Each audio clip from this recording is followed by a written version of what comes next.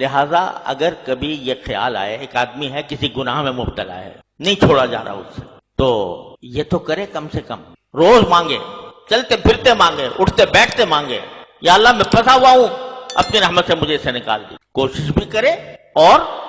اللہ سے مانگے بھی۔ دیکھو ان حضرات نے یہ نہیں کیا کہ وہیں بیٹھے رہتے اسی ماحول کے اندر اور ماحول میں بیٹھ کر مانگتے اللہ میاں سے کہ مجھے نکال دے ان میں سے، اپنی جتنی استطاعت تھی بھاگ کے غار میں گھس گئے، اتنا کر سکتے تھے نا، یہ اپنے حصے کا کام انہوں نے کر لیا، باقی اللہ پہ چھوڑ دیا، ربنا آتنا من لدنک رحمۃ وہی لنا۔ یہی تم بھی کرو،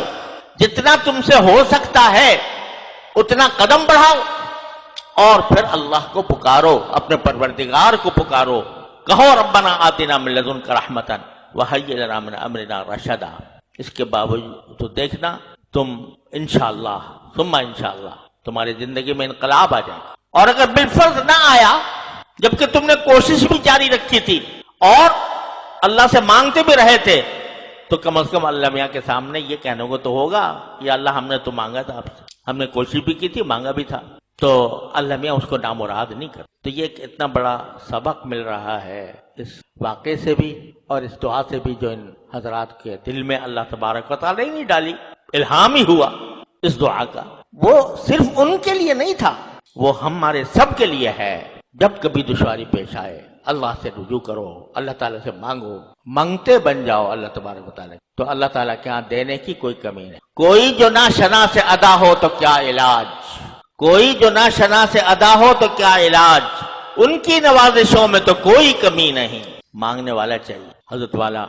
حضرت مولوی محمد رحمۃ اللہ علیہ آج ایک مرتبہ یہی مضمون بیان فرما رہے تھے، تو خواجہ عزیز الحسن صاحب نے حضرت نے یہ جملہ فرمایا تھا کہ جو جھولی پھیلانے والا چاہیے ان کے ہاں دینے کی کوئی کمی نہیں، جھولی پھیلانے والا چاہیے۔ تو حضرت خواجہ صاحب نے پوچھا حضرت سے کہ حضرت کسی کے پاس جھولی ہی نہ ہو تو کیا کرے؟ تو حضرت نے فرمایا جھولی بھی انہی سے مانگے، جھولی بھی انہی سے مانگے۔ کیا کہ اللہ مجھے تو دعا بھی کرنی نہیں آتی، اللہ دعا بھی مجھ سے کرا صحیح کرا دیجیے۔ خود رسول کریم صلی اللہ علیہ وسلم جنہوں نے ایسی ایسی دعائیں مانگی وہ مانگتے ہیں جھولی، اللہم انی اسألک خیر المسألہ وخیر الدعاء وخیر الاجابہ۔ تو جب بیٹھو اللہ میاں سے دعا مانگنے کے لیے تو پہلے یہ کہہ دو یا اللہ میاں مجھ سے تو دعا کرنا بھی نہیں آتا،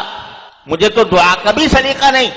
مجھے اچھی دعا بھی سکھا دیجئے اور اچھے طریقے سے اس کو قبول بھی فرمائے۔ اللہ تعالیٰ اپنے رحمت سے اپنے فضل و کرم سے ہم سب کو اللہ تعالیٰ سے اپنے کے ساتھ تعلق خاص عطا فرما دے اور اس کی طرف رجوع کرنے کی توفیق عطا فرمائے، ہر دم اسی کی طرف رجوع کرنے کی توفیق عطا فرمائے۔